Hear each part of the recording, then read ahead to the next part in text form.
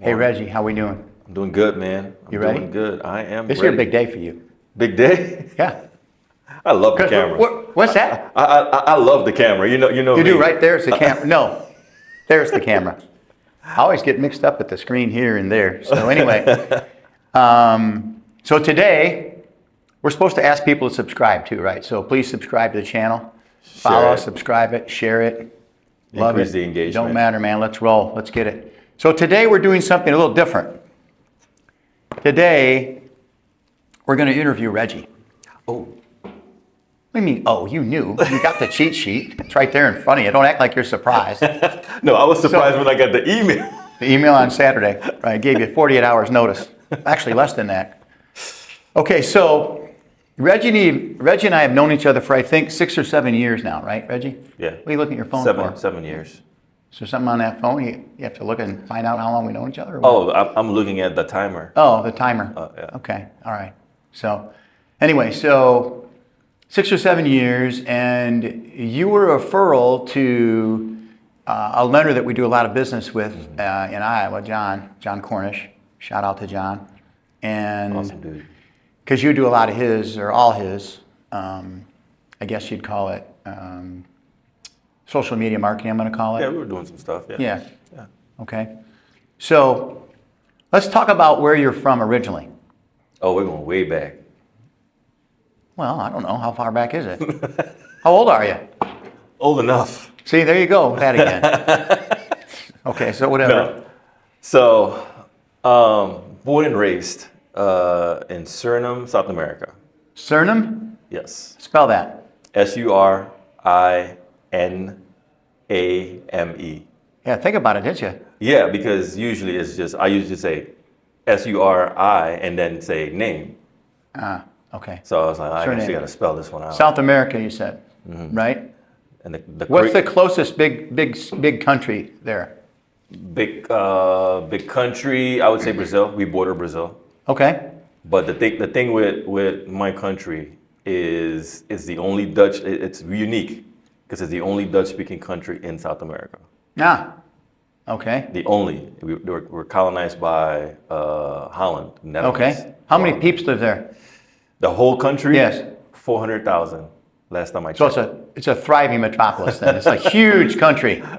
It's very small but diverse, very diverse. In what way? Way back during the slave times, you have the slave ships. Uh-huh. They would dock there before they made the final trip to the United States. Interesting. So there was a lot of slave trade that took place. So you have a lot of people from Indonesia that live there. Uh-huh. A lot of immigrants from India, China that live there. Interesting. So now you have that all intermingling of people. Yes. That's interesting. Okay. And so, like, is everybody English speaking and Dutch, or? No. Interesting. So because you have all these different people that came in, you literally, everybody brought their own language. So even though, so the Netherlands, they kind of like enforced their language on us. Because Surinamese is actually a mixture of English, French, like Portuguese, just different A hybrid. language. It's a hybrid. But we recognize Dutch as the main language. Okay, so let's say in your language, Surinamese, is I saying that right? Surinamese, yeah. Surinamese. Say, good morning, let's get rocking on the podcast. Oh man, you're asking me to. Come on, let's go.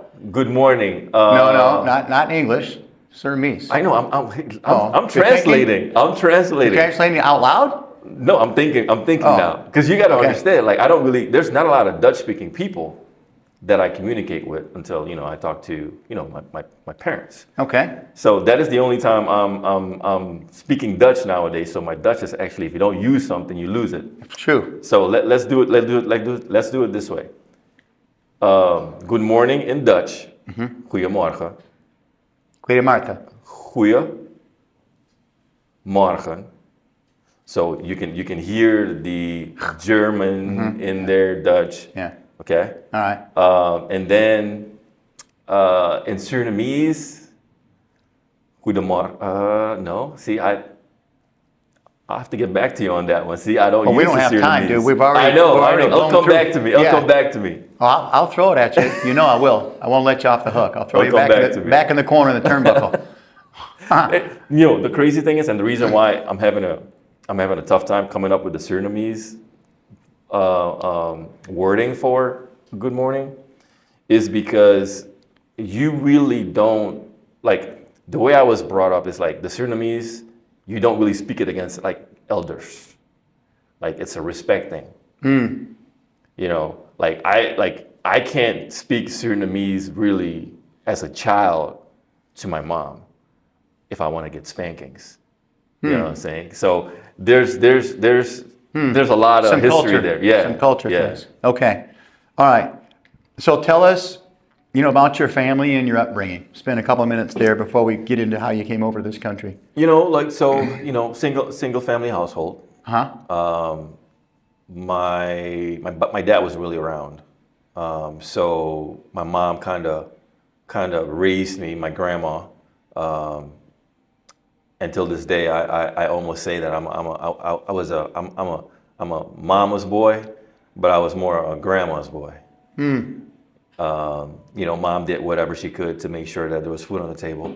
We didn't have the greatest, from a wealth perspective. But she made happen what she had to make sure everything was good. Right. And until like I was 10 is when my little sister, she was born. So you have that big age gap. We're still good, but there's an age gap.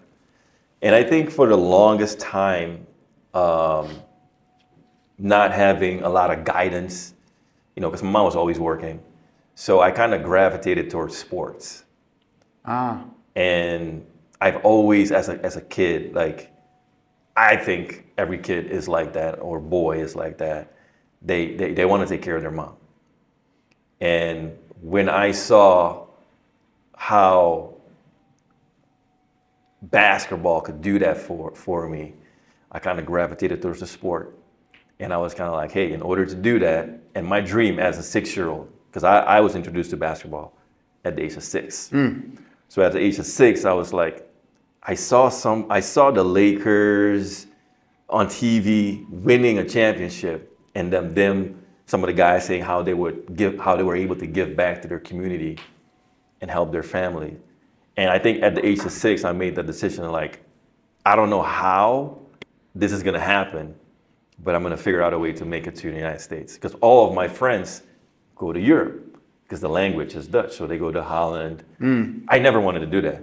I was always one of those kids where, even till today, like, I think a couple of months ago or weeks ago, you were telling me, talking about the Bears game, and I'm one of those people. I like to be the opposite. So since all my friends like to go to Europe, schooling and the language, I was kind of like the opposite. I'm gonna figure out a way to make it to America. Okay. That's how that started. So it's just you and your sister. Yeah. 10 years apart, and your mom. Yeah. What's the average income over in your country? It's tough because Just real quick, just maybe 10 grand 10 grand a year. a year. Mm-hmm. Yeah. And I might be off a little bit, but Yeah, that's Yeah. fine. Just to compare it to kind of give our audience kind of an idea of where you came from versus where you are now. So if you fast forward, how did you arrive here then? And how did that happen?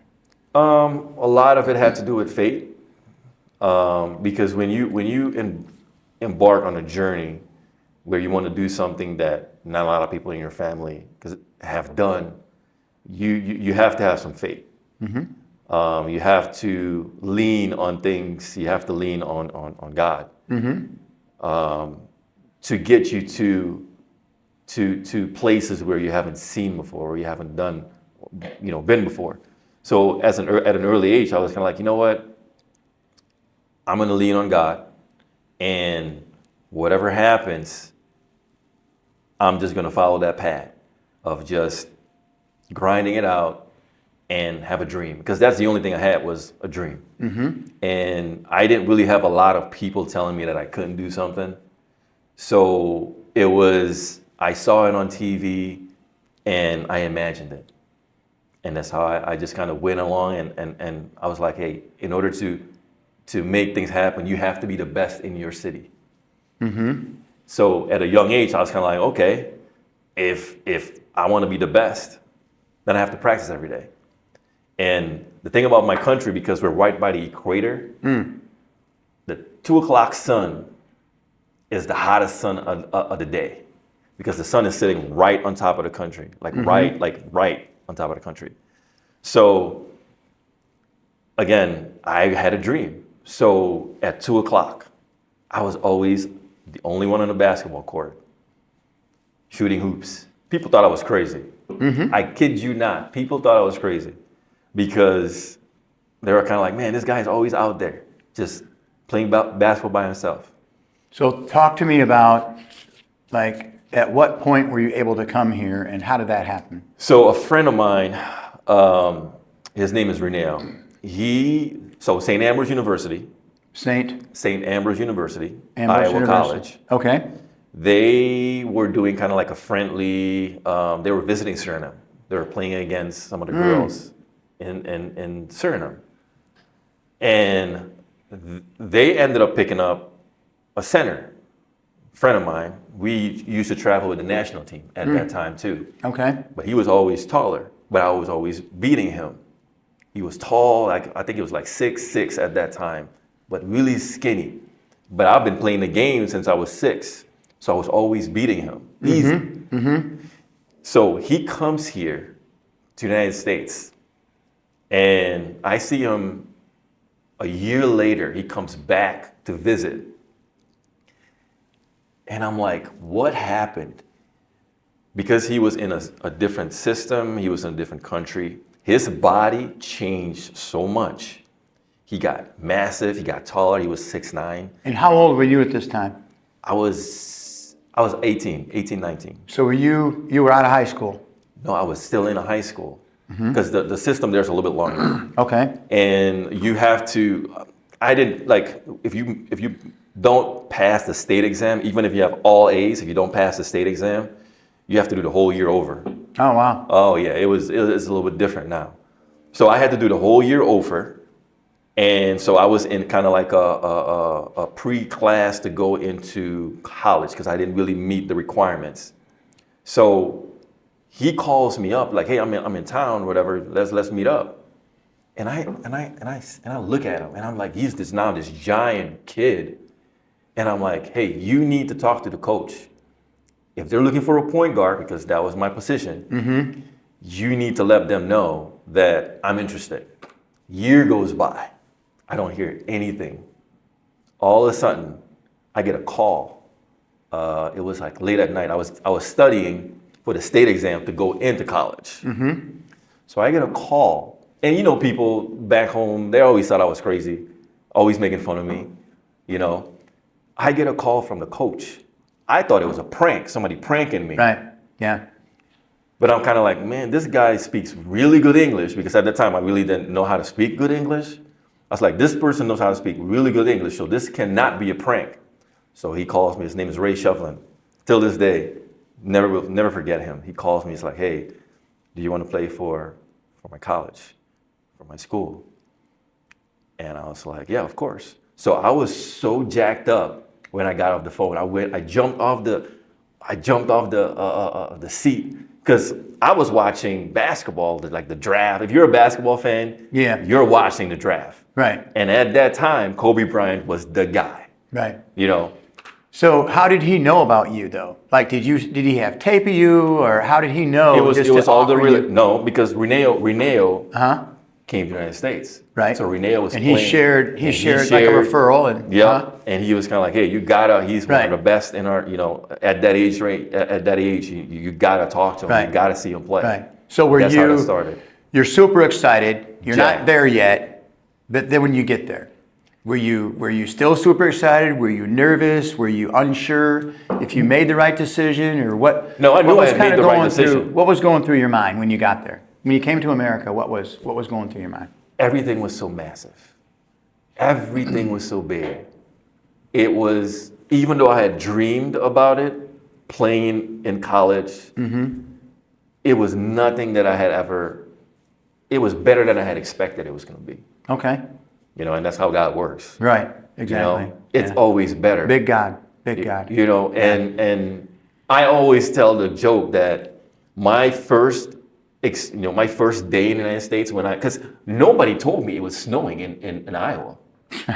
They didn't tell me. So they told me, yeah, you can come, and we'll give you the scholarship. I had to pass like an English test. I had to send all my transcripts because they have to see where I'm at schooling wise. So I had to pass the English test, but I was really good at tests at that time. So I had to get like a 670, so I ended up getting like a 700 something. So when I passed the test, that's one thing. Nobody tells me that it snows in Iowa. So I get on the plane, I make it to, there's a whole story, but we're on pressed on time. Part two coming soon. We're a third into it already. Okay. So I get on the plane, I fly to Miami, warm weather. And all of a sudden, I get on the plane in Miami, they tell me where to go, but nobody told me to go when I got on the plane. Somebody was supposed to tell me once I got into Chicago where to go. That didn't happen. So I fall asleep from Miami to Chicago. I get into Chicago flying, and that was like one of the most beautiful things I had ever seen. Flying into Chicago, all the lights, I had never seen that before. Yeah. That's why Chicago is like the best, my favorite city still till this day. So I'm flying into Chicago. You don't really see the snow. It's dark. They I landed January 17th. They had a snowstorm day prior. So you get in the airport and it's literally like, have you ever seen Coming to America? Of course. That is exactly my story. Yeah. I am the king of what surprised you most about America within the first year or two? You're getting settled, you're kind of getting a routine. You get probably a whole new sphere, whole new friend group. What surprised you most about America the first year or two? I would say the help and the opportunities that were available. Because tell me about the opportunities. So, you know, like where I was born, you don't really have, at least I didn't really have the opportunities because we weren't the richest. So when you come here and you work a little bit harder, you see results. And when I figured out like, hey, if I work hard, it's an even playing field, at least what I saw my first year. So that's what I try to do, outwork the system. Did the same thing in school, got my engineering degree, because I didn't know how to speak English so well, so I was kind of like, I was gonna go in the medical field, and the medical field, they have their own language. So I was kind of like, you know what, I gotta look at something that is easy, so I did numbers, so I was like, okay, engineering. That was the whole premise of me getting into engineering. About your degree, okay, is that 5 years? Did it take you 5 years to get to engineering or 4? 4. What engineering, like civil? Industrial engineering. Industrial? Okay. So how are you now applying your education? I did a lot of problem solving in engineering when I was in school. Okay. It makes sense. And designing and yeah, sure. So that was one of the things that kind of drew me to what I do now in my business. And even my last year in college, there was kind of like this ergonomics class I was in, and ended up with a partner of mine. We ended up doing so well that we ended up having to go to NASA to present this idea that it was really cool. There's an article about it. Wow. Yeah, that's awesome. It was fun. Wow, that's awesome. So to answer your question, problem solving. If you want to run a business, and this is something that I had to learn, because people ask me like, oh, why do you want to run a business? Like, and I used to say to make money.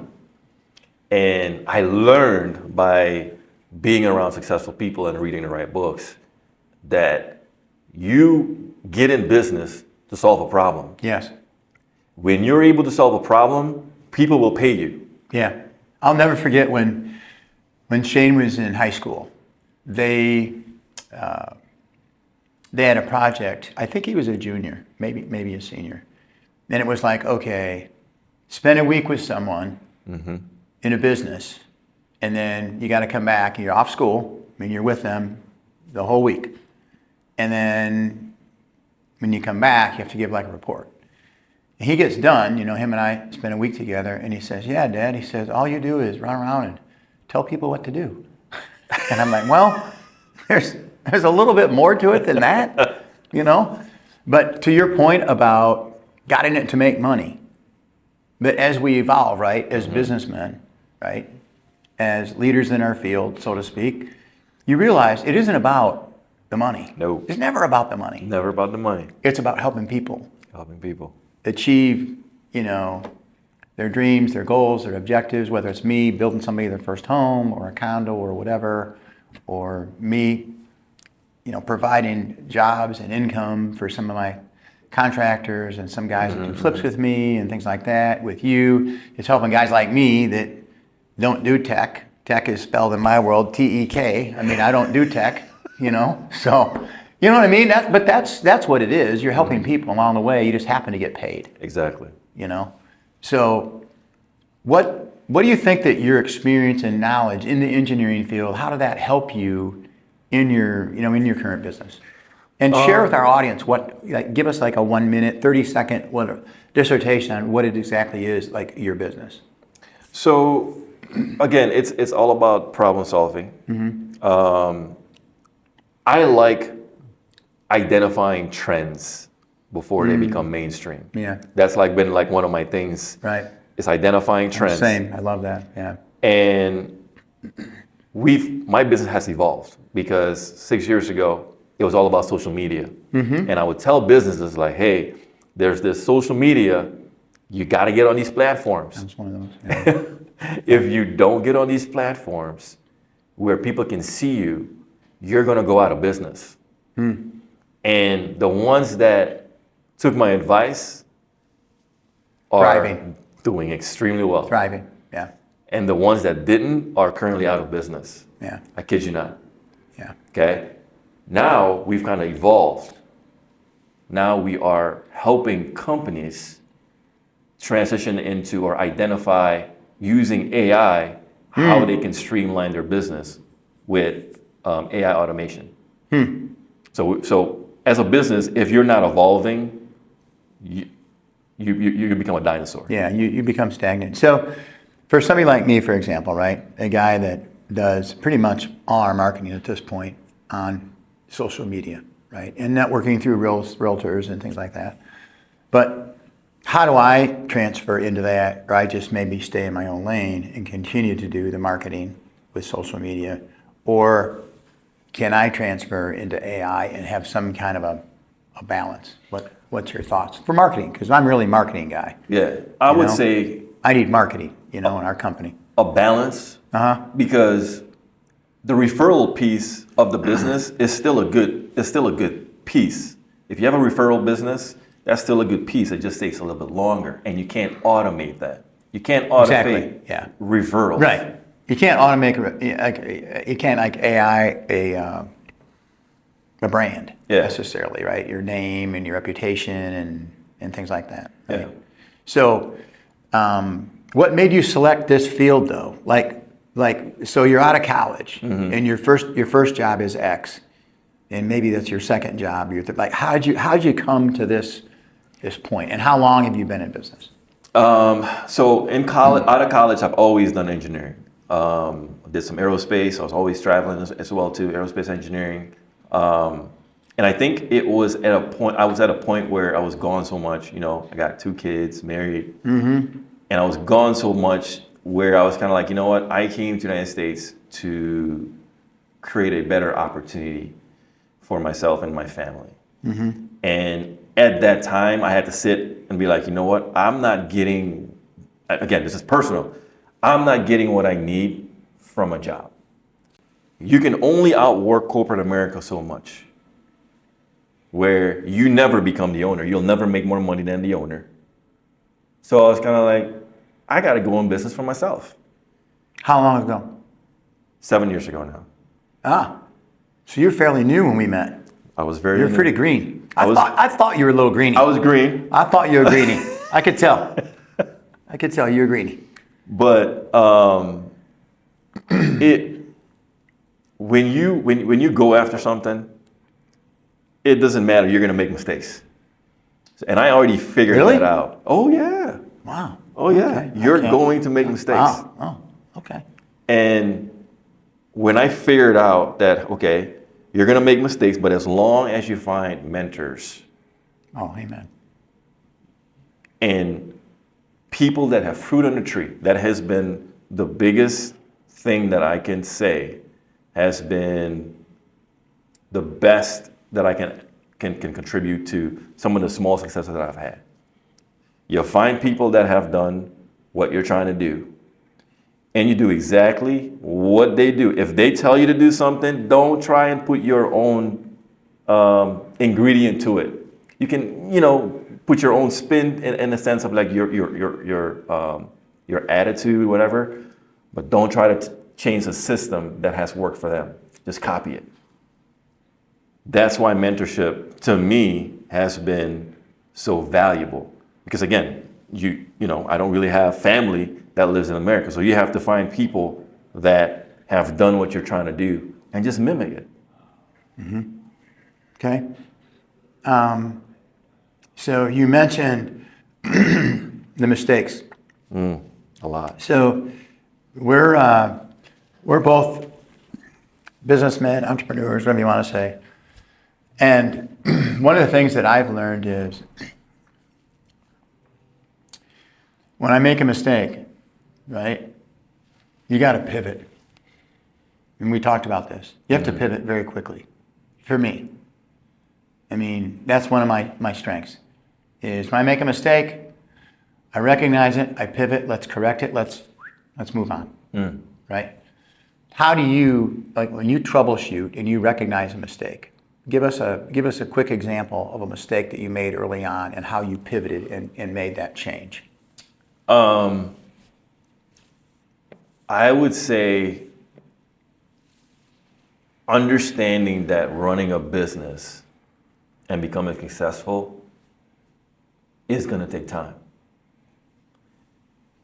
It's not going to be, because one of the things where I was like, okay, I'm starting my business by the end of by the end of December, I want to be a millionaire.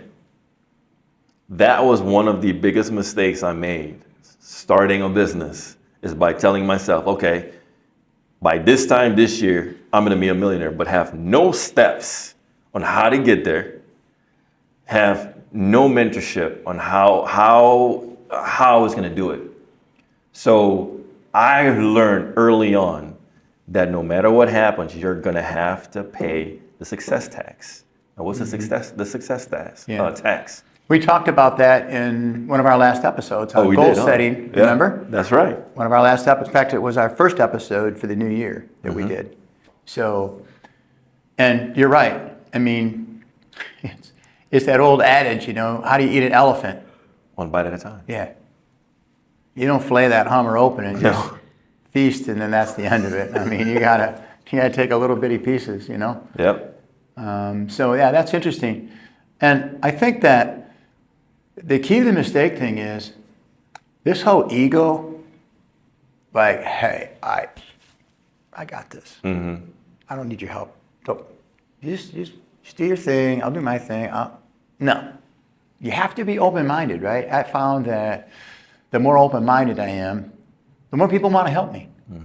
And the more people are open-minded, maybe it's some things I can share. I want to help them even more. Yeah. And that's the key.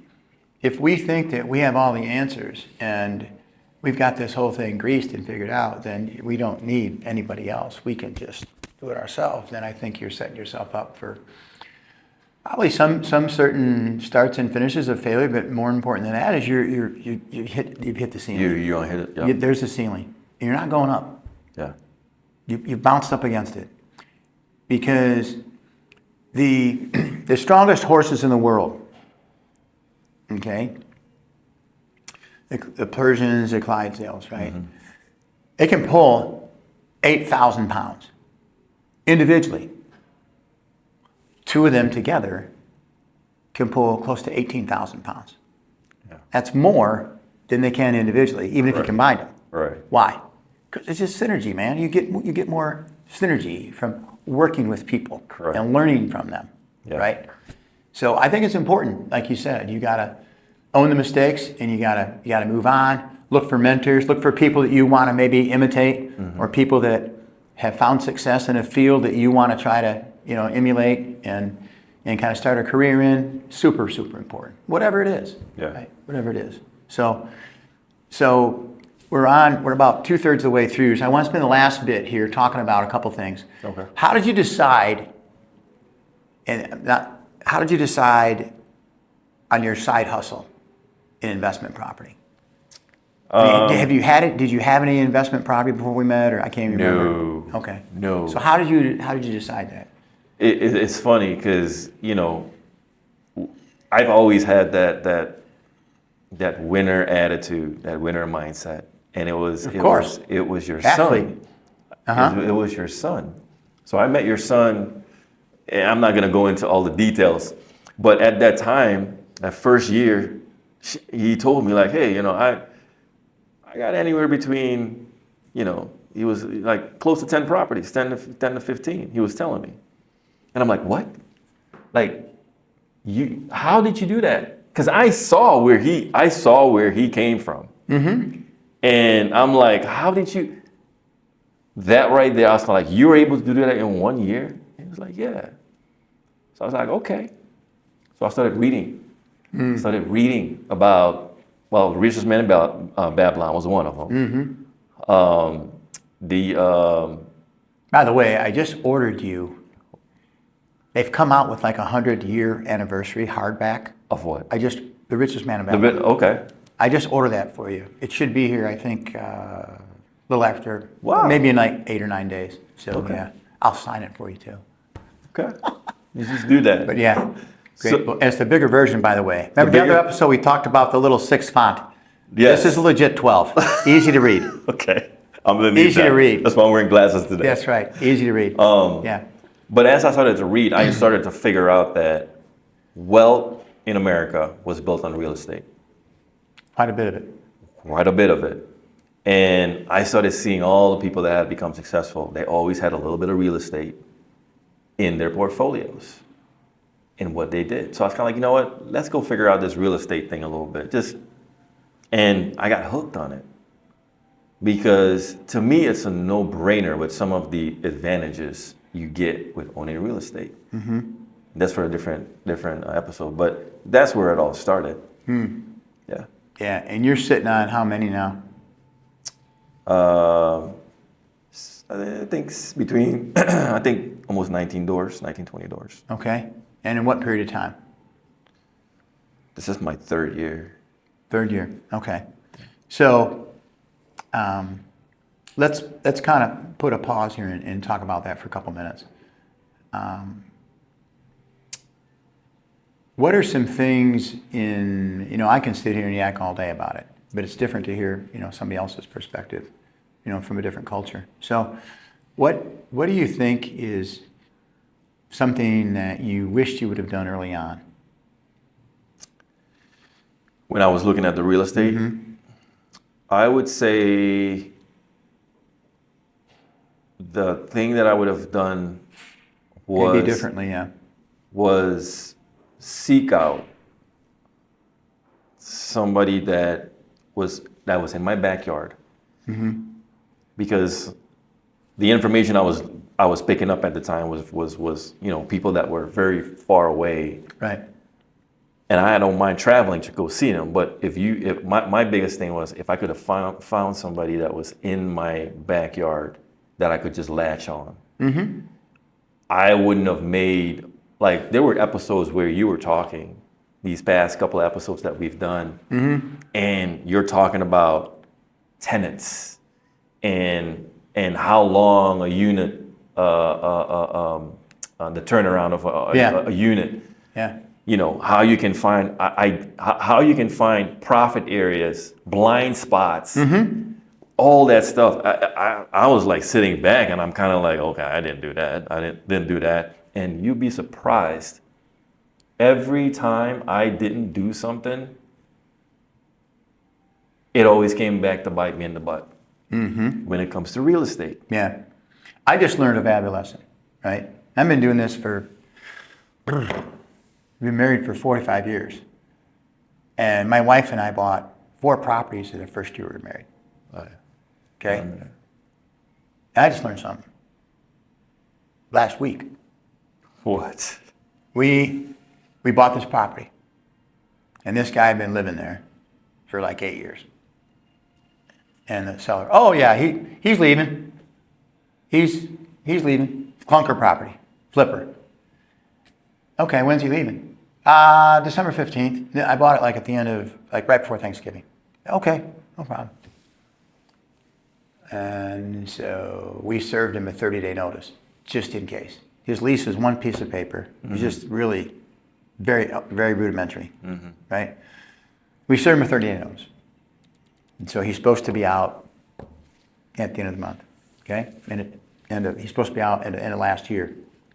And of course, you know, we get to that point and we go and he won't return our calls, you know, and he's not answering, he's not responding, he knows who we are.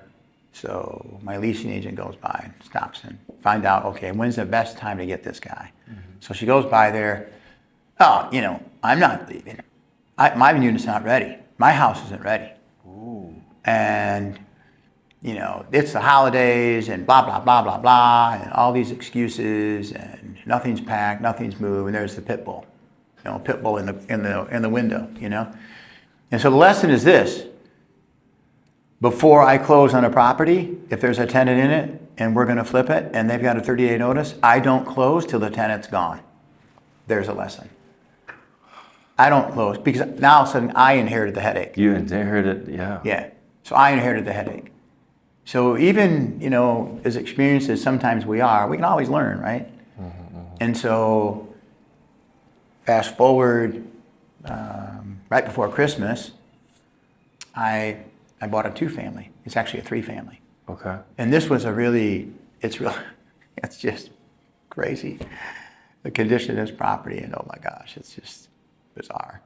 So this guy used it. He's got like 15, 20 properties. He used it for storage. He had a bunch of materials and supplies. And so he had a couple, nephew was living there and helping him out, and this other person was living there helping them out. And we went there, and the lady's like, she's sacked out, you know, in the couch, middle of the day, and didn't move. And I'm like, okay, I'm going to do a walkthrough before closing. Oh. So I did the walkthrough before closing, had it scheduled. And the seller calls me and said, we have a little problem. I said, what's that? Well, the so-and-so did something and the electric was cut off, which I find hard to believe because it's the middle of winter and by law you can't do that in our basically here in the Midwest because it's too cold. You can't just cut off the electric. You know, it's a public health issue. Bottom line, pipes froze. So pipes froze. Oh boy. Yeah. So they get the plumber over there and we ended up closing. But I inspected the property. There's no tenants there. I got permission from the seller. I changed the locks. I kept the keys. Okay. Nobody else has keys. Before closing, he let me do that because I don't want anybody else in there. Somebody had gone in there, cut pipes to the water, so they took the copper, just different weirdness like that. So you can always learn is the point, right? You can always learn. Yeah. Huh. So, yeah. So what advice would you give someone coming over to our country if you were 18, 19 again, if you were 30, or even if you were 40? Like different. Like what advice would you give someone? I would say minimize distractions. And What does that mean? When you make a decision to do something, automatically you're going to have other outside forces that are going to come against you, that are going to try and distract you from your goal. Mm-hmm. It's inevitable. It happens every day. Of course. But it almost feels like when you mentally make that decision, you're going to go after something, you're going to get laser focus. Laser focus. You got to get laser focus. Mm-hmm. And you got to minimize or reduce procrastination. Because those two things, you can be type A and still have a bad procrastination issue. True. So those two things are the biggest thing. No matter if you're 18, 30, 40, 60, if you can minimize procrastination and distractions, you're going to do extremely well. Guaranteed. What's the thing, if you could pick, say, I don't know, 2-3 things about our country that you think are just absolutely the coolest thing ever. Whatever it is. Besides ice cream? Whatever it is. Besides ice cream. Besides ice cream. What do you think it is? I would say the opportunity to go after your dreams. Amen. I think that we take it too much for granted. Yeah. And again, I can speak to it because I've been exposed to different things. Of course. Different cultures. Of course. So because some of my friends, I tell them like, I never see people in mass try to leave America. Yeah. But I see a lot of people from other countries. Yeah. Try to come here. That's right. Yeah. So there's a reason for that. Yeah. It's what I always tell people. I tell people in my sphere, I'd love to tell somebody who actually think this is a good idea. The socialist agenda that's starting to kind of move within our country, very small little pockets here and there. Mm-hmm. If anybody thinks that socialism is a good idea, come with me to Cuba. Or go with me to Colombia and go check out the Venezuelan border. Yeah, it's a little bit different. And you'll see very, very quickly that there's a lot of flaws in that system.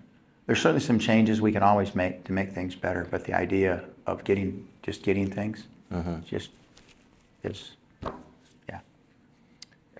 So that's the first thing. The second thing, Chicago, I mentioned that. I love Chicago. And the food. I just sent 10 packages. Have you ever had Taste of Chicago? Yes, I've been there a couple times. No, Taste of Chicago. Yeah, the Taste of Chicago. It's a package. Oh, wait, no. I thought you were talking about the Taste of Chicago. No, that's like a festival. Yes, the festival. This is Taste of Chicago. I just sent 10 dry ice packages to different parts of the country, to different friends, right? Okay. New friends. And they're like, nobody's ever done this to me before. I sent them Lou Malnati's pizza, Garrett's popcorn, Portillo's hot dogs. Ooh. You can, if you go to tasteofchicago, .com, it's got all these different ribs and all these different things you can send to people. And they send out 2 million packages over the Christmas holidays. Insane. And it's deep dish pizza and all the cool things that Chicago has to offer. Yeah. Okay, I think we're about done for today. So good epi, man. Good epi. Yeah, good convo. It was fun. The title of this is going to be Reggie Coming to America. We might actually just keep that. Anyway, we'll see you. Thanks for listening. Thanks for listening, guys.